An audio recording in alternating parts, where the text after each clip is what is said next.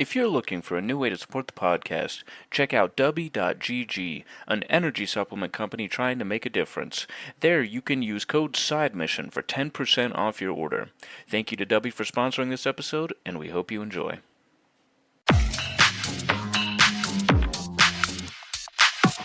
Welcome into the newest episode of Side Mission. I, like always, am your host, Rusty Ellis, joined by the boys, Kyle Lynch and Matt Beck. And first of all, y'all, we apologize. We know these episodes are late. We know that we should probably realistically be halfway through the Fallout series by now. But we're not. And this is reviewing episode 2. So let's go ahead and jump right in, fellas. I'm not going to lie. And I told you this earlier, Matt, and we're starting with you because you get to talk about the fun stuff. That's fun. I told you earlier that I forgot just how good these first few episodes were because I had to rewatch the second one earlier to make sure I was prepared for tonight. I will not lie, though. The opening of this episode, about as uncomfortable as I could be as an animal lover, Matt, and I think we all know why. Yeah, someone who loves dogs. I'm a big dog person, so when the episode opened with me literally watching puppies being thrown into an incinerator, I was like, oh, okay, so this is definitely going to be one of those shows. We don't care about animal violence here. That's cool. But it definitely is setting the tone for this episode. Especially, I do like the fact that this is technically an origin of a character throughout the Fallout games that everybody loves, being Dogmeat, but he's going by kind of a brand name, CX404. I like the fact that, you know, the doctor who basically saves him, because they're basically killing these puppies that are considered underweight. Because you got to remember, these puppies, they're going to be trained to be, you know, vicious, you know, attack dogs. And just because of the fact that they're underweight, you know, they're killing them off, like, you know. So a doctor ends up saving, I'm just going to say Dogmeat because I don't want to say CX404 all the time. He goes about to train her, and, you know, gets her right on track. So I think that was a great introduction, and then also this character, the doctor, we'll talk more about him a little later, is definitely someone that is very important in this episode. So we'll get to that here in a little bit as well. Yeah, I'm with you in the sense that I liked that we at least got to see some kind of an origin for Dogmeat. Obviously, like you mentioned, a very beloved character throughout the Fallout games.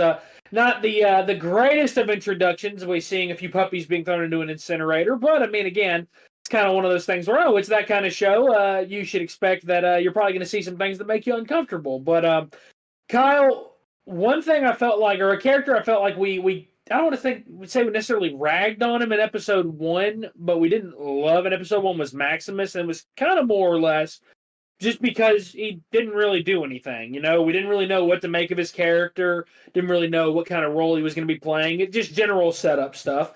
The scene with him and Titan after the bear attack, quite possibly one of the funniest scenes, I think, so far in these early episodes, just because the last person I expected to see when the helmet came off was Michael Rappaport. And Michael Rappaport was just as big a douchebag in the scene as you know Michael Rappaport for being. So I feel like that was a good scene, Kyle. You can tell me if you disagree or not. I thought that was a good scene in terms of making Maximus a little bit more likable because he responded to Michael Rappaport in a way that I feel like a lot of us would. Yeah, it was very interesting to see how he kind of went from going along with whatever the Brotherhood said to realizing how they truly view him as disposable and not even a human being. And when he decided to let Knight Titus die, and not just that, but he took on his name and pretended to be him. He took on his whole identity and is even calling himself Knight Titus. He says, throughout the rest of the series, he's like, I am Knight Titus. It's very interesting how he has almost done a complete 180 with this character from going this guy. I mean, in the first episode, we were just seeing him get the shit beat out of him. and then he got sat down right in front of, I'm guessing he's pretty much the head of this part of the Brotherhood of Steel, wherever they are. He got shut down right in front of him, and he was like, "We're gonna execute you," pretty much, and he was just totally compliant with it. It's cool to see him actually having a little bit of growth and changing into somebody who's starting to become a little bit more dark. Um, I That's also a funny choice of words. yeah, I think that the scene with him fighting that rat bear as well, that was cool because it's another thing. The CGI in this show, I was very worried that it was gonna look bad, and it didn't. It looked good. The fight scene was cool. Now, him just popping the bear in the head with a couple of shots from a 10mm, I was like, all right, I have played this game that did not work in Fallout New Vegas. It did not work in Fallout 4. However, I'll let it slide. Yeah, I'm with you because I remember several occasions where I've emptied all of my ammo into one of these bears and they have not died, and it pissed me off. They just get more mad and they just come at you. But also to touch on that scene in the beginning, I think that this show is really setting the tone of how there's no rules. This shit is lawless, and I think that we playing the games. There's kind of a little bit, I don't know, because it's a video game. You're able to really distance yourself from it. It's not really reality, but I mean, I think seeing it portrayed in such realistic graphics and stuff, it was a little shocking because I was like, wow, this really is like, it's a brutal, no holds barred wasteland. I was a little bit taken back. I wasn't really expecting it, but yeah, I think that they're going for with Maximus, or I guess now Knight Titus. I think they're going for a really, really dark storyline for him that may pan out later on. I will say that I think that that's one thing that's been a consistent parallel when we look at Fallout, Twisted Metal, and The Last of Us when it comes to adaptations. I feel like the number one thing that all these shows did properly in their first few episodes was the setup. The setup in all three series so far has been really good, and that's been a major key in kind of progressing the story from there. Is okay, you set up the major players, you set up the villain, you set up the base conflict or the basis of the storyline, and you more or less just move from point A to point B. And I feel like so far that's what Fallout's done really well. It's set up characters really well. It's set up the mood of the show. Like you said, this area, the wasteland being this place where there are no rules. That's another thing that's mentioned very early in this episode to Lucy when she's she's got her fire set up, and she does one thing that I feel like a lot of Fallout games touch on and a lot of post-apocalyptic games touch on is, making a fire at night is a very big no-no because that essentially alerts raiders and bandits to where you are. It essentially is a big old beacon of, hey, come rob me. And the doctor kind of goes through that with Lucy of, Vault dwellers are an endangered species out here because you come from a world of rules, of structure, of routine, and no one in the wasteland adheres to that. No one in the wasteland will observe or respect those same values. So I like that, again, there's this consistent setup. I will say on Maximus, and this was one of my favorite scenes in this episode, rivaled only by the shootout scene later in the episode, the scene of him getting into the armor for the first time and him kind of just essentially goofing around with the armor, I loved that personally. I loved that personally. And that was mainly because we saw some personality finally from him. If you remember back to episode 1, our review of that, I said it wouldn't surprise me with the lack of character he showed in episode 1 that if they revealed in episode 8 that he was a synth, it wouldn't surprise me because he was almost robotic in his and mechanical in just kind of how he acted and how he delivered his lines, and there wasn't a lot of emotion. This was finally like, okay, now we're starting to see Maximus have some character. We're starting to see, okay, he is human. Like, that's cool. I don't know. I personally loved that, and I personally loved also him going and thinking that he's about to save somebody, and then it just being a con man the entire time. Yeah. Just kind of, again, depicts what life in the wasteland is like. Sometimes you have to refer to some sleazy tactics in order to survive. So, Matt, we should talk about one of the more uncomfortable encounters in this episode. When Lucy, and this is again, this when I watched it earlier today, it had me laughing my ass off. when Lucy just walks up on this dude's land and just has this gun pointed up on him with a big old smile, just like, hey, hi, trying to be threatening but friendly at the same time, asking for the way to Philly and asking the way there. I was very uncomfortable with this guy the entire time. This unbuttoned collared shirt and underwear. I was uncomfortable, but there was something about it that was hysterical the entire time. And again, I feel like the interactions have been really, really good through these first couple of episodes. Yeah, honestly, I am liking how we are getting these minor characters who aren't really going to be doing much for the story, but they're just they're wasteland dwellers. These are people who are been out there for a long time, and so his whole like personality with just like how like dude is crazy for one. Like, I mean, Lucy offers him some water and then he just drinks the whole freaking thing, leaving her with absolutely nothing. But Lucy is just so focused on finding her father. After asking him about if he's seen her, has he seen any potentially seen him, and then that's when Lucy gets to find out about Philly. So I like the fact that he is the character that is pushing the narrative for our main character to go to the location where everything comes together in this episode, and there's quite a few of those in this episode actually. So I really like it when narratives are pushed that way, and it's just like a goofy moment, and it's definitely that Fallout humor that if you play the games, you definitely recognize that. So I was very satisfied with it. Yeah, and Kyle, this kind of transitions perfectly to what I'm going to talk about next. We talked about how good the CGI was. I think we need to talk about how good the set design is, because Philly, and we talked about this when we first watched it, Kyle, it feels almost like a little bit of a nod to Diamond City from Fallout 4, a really, really cool area that you get to relatively early in the game. I feel like Philly, in terms of it being kind of this hub and this kind of this Western style town that, again, it's where the outlaws go. It's kind of where the black market is.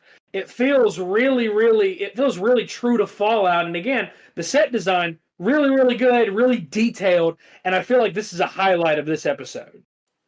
Yeah, when I saw it, I was pointing at the screen going, that looks exactly like Diamond City, dude. I mean, the whole layout and everything. And the old lady, dude, she was so damn funny. This whole scene, or this whole area, this whole last act, I think, of this episode was the highlight for me, because the ghoul shows up. Because Lucy's there, ironically, at the same time as the Doctor. Because the Doctor's looking to get safe passage to Moldaver, who is the lady that took Lucy's dad. And Lucy's there looking for the same lady, and so she decides essentially, like, hey, I'm going to tag along with you because I'm trying to go that way anyways. And the ghoul shows up because he wants the Doctor. So what proceeds to happen is one of the coolest fucking action scenes I've ever seen Walton Goggins in. This shit was awesome, dude. And the gun that he was using, the fucking, handheld missile launcher, holy shit, dude. Rusty, I'm gonna let you go ahead. This shit was fucking awesome. I love this whole scene. I will correct one thing that you just said, and that's that I don't think that this is just one of the best action scenes I've seen Walton Goggins in. This is one of the best action scenes in a TV show ever. I think this shootout is phenomenal. Yes. Because for one, I think that the sound effects, the FX, I think that the gore effects, I think every bit of it works perfectly, and I think that Walton Goggins' character, period, is a major part of why this works. I mean, he's sitting there in the middle of this shootout. He starts chewing on some cherry tomatoes, and there's this guy next to him behind cover that's got a hole in his neck, and he just goes, "I'd offer you one of these cherry tomatoes, but you kind of got a hole in your neck." And it's the perfect delivery, the perfect delivery of that line. That just, it works. Like, you feel like in a show or in a scene where there's a bunch of action going on, it almost kind of feels like you're trying to do like what the MCU does, where you take a serious moment, you add a joke, and it ruins the moment. But I felt like those moments meshed together just perfectly with this scene. And again, it just reinforces a lot of what we talked about in episode 1 of Walt Goggins' character. This is the first time we feel like someone's been able to write him as a character and not as just Walt Goggins playing himself, essentially. It feels like he is truly maximizing this role as much as he can. He is just kind of let this role consume him. And I like that. I like that he is really bought into this role. And I'm excited again to see how much further this goes. And before we get into obviously how this all wraps up, Matt, you said you had something to add.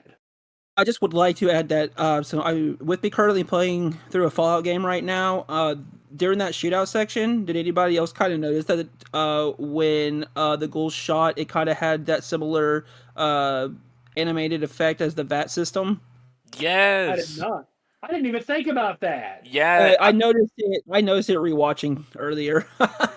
yeah. That's what I wanted to say. Was the slow mo in this scene was done really well. I think that there's some directors who overuse slow mo or just don't know how to use it properly. It was like a Snyder out. It's okay. Oh wow! It was, Rosedale. dude. This was a really good use of it because it wasn't just the entire scene. He'd shoot and it would slow down, almost like Matt said, the Fallout kill cam it does when they're using the VAT system. That shit was cool. Well, I'll tell you what I really like about that. Now that you mention it, is that it's subtle. It's not an in-your-face reference. I kind of like that. I kind of like that a little bit more because it would be really easy to like maybe have done that with Maximus when he's in the armor and he's got all these these screens and these sensors in front of him. I think it'd be really easy to kind of shove an in-your-face reference like that into something like that. But instead, that's very subtle, and I like that. If you're a hardcore fan of the series, I feel like that's something you can pick on quickly. Or pick up quickly, I should say. I like that I didn't notice that. That's actually really cool now that you mention it. Now, obviously, moving forward, we know that Lucy ends up taking the doctor who has had his foot blown off, which, by the way, Kyle, they absolutely heard you the last episode when they said you hated foot stuff because they decided to double down on that. That scene was brutal, dude. When they were like, "We need a new foot," and I was like, "Oh, what the hell? Are they about to like just staple some random like guy's cut off foot?" No, they put a whole cylinder on his leg that just drilled into it, and out popped a new foot that pretty much was his prosthetic. That it was in his. Oh, dude, it was nasty. Yeah, that was disgusting. Now I have to ask: did either of you freak out and think that dog meat was actually dead? Yes, I had a moment there. I was upset. I was mad. I was like, the beginning of this episode, the end of this episode, y'all just killing dogs left and right. I actually thought that the dog meat was dead, but upon like you just look at the posters and you do see the ghoul like on the poster and dog meat by his side, so that's a hint. Yeah, so I absolutely thought, I was like, man, if that is the case, then they really built this character up just for nothing, or they really gave it that intro for nothing. I will say I was very excited at the end of this episode to see the ghoul use that stim pack on her, because that, to me, the dynamic between the ghoul and Dogmeat, I feel like is something that is going to be a highlight of the rest of this show, and I'm excited to see where that goes. Now, Kyle, there was one more thing that happened in the middle of the credits rolling, and I'll just kind of let you take it away from there.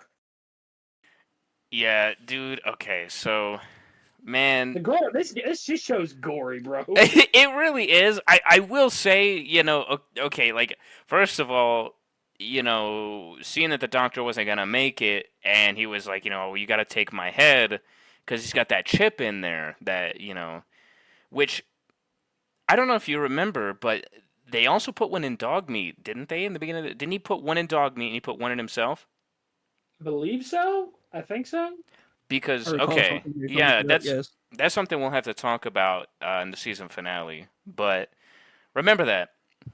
Anyways, the end of this episode, when they pulled out the Ripper, the fucking handheld chainsaw, I was like, I'm about to see some really fucked up shit right here, and they definitely had an opportunity to just go all out with it, and I'm a little glad they didn't. Yeah, they I obviously, do actually. yeah, they like you obviously, you know what happens, and in the next episode you see the aftermath. But I'm a little glad they decided to just cut to black and let us use our imagination. Cause damn, dude, I had seen so much shit this episode. People's limbs getting blown off. That fucking foot scene again, dude. And dude. I'm gonna say this. It gets worse. It gets worse as you go on. Dude, I should have never said anything that first fucking episode because I hadn't seen the rest of the show. Now that I have, I'm like, dude, Rusty, you were right. They fucking heard me, bro. It is bad. They heard you, bro. They were like, how can we hoe this man more? There is an episode later on that we're gonna talk about in detail because it is, dude. I don't know how anybody watched this and did not physically cringe because it's not even that gory or disgusting. It's just like, imagine the feeling of that. It's so bad, dude. But I'll stop there, man. Oh, there's absolutely a lot of moments in this show already that I've cringed at, and I can only imagine there's going to be a lot more. So, fellas, I think that's a good place to wrap it up. I feel like we touched on everything. I believe we did. Yeah, I think we did. I do have something I would like to add. Okay, of course, because Matt just always waits to speak up. Go ahead. I'm sorry. Damn. Yeah, right before Lucy cuts off his head. I like the fact that he calls her Miss McLean, which is hinting at he knows a lot more about her. So that's a good setup right there.